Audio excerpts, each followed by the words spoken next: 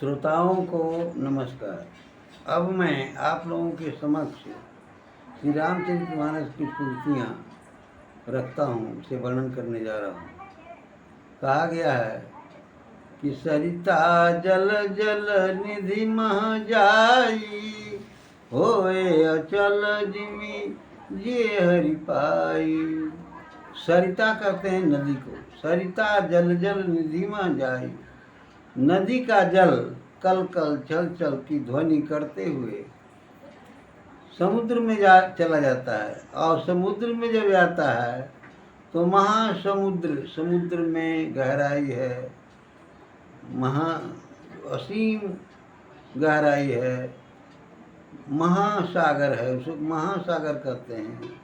बहुत बड़ा पावर है। उसमें जब नदी का जल धीरे धीरे कलकल ध्वनि करते हुए जब जल चला जाता है तो अपने को शांति और स्थिरता की अनुभूति करता है, सुख और शांति की अनुभूति करता है, उसे सुख की प्राप्ति होती है।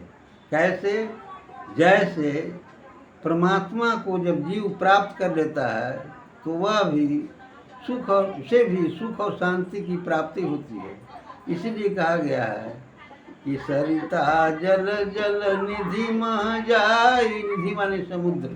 समुद्र में जब चला जाता है नदी का जल तो सुख और शांति की प्राप्ति करता है, अस्थायित्व को प्राप्त कर लेता है।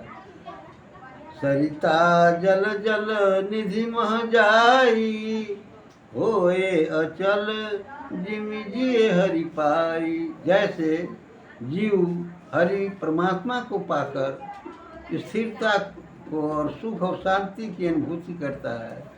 अब यहाँ समझना है कि परमात्मा कहते किसे हैं।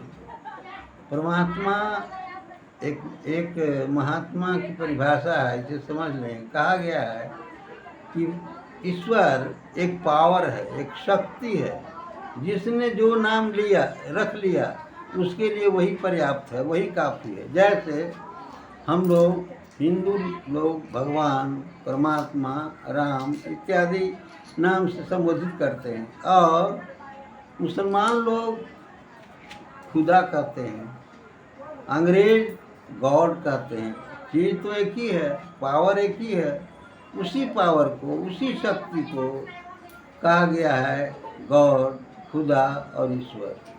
इसीलिए उस महात्मा ने कहा है कि ईश्वर एक पावर है, एक शक्ति है, जिसने जो नाम रख लिया उसके लिए वही काफ़ी है। तो बात तो सही है। तो इतना ही कहकर मैं अपनी वाणी को विराम देता हूँ। श्रोताओं को नमस्कार।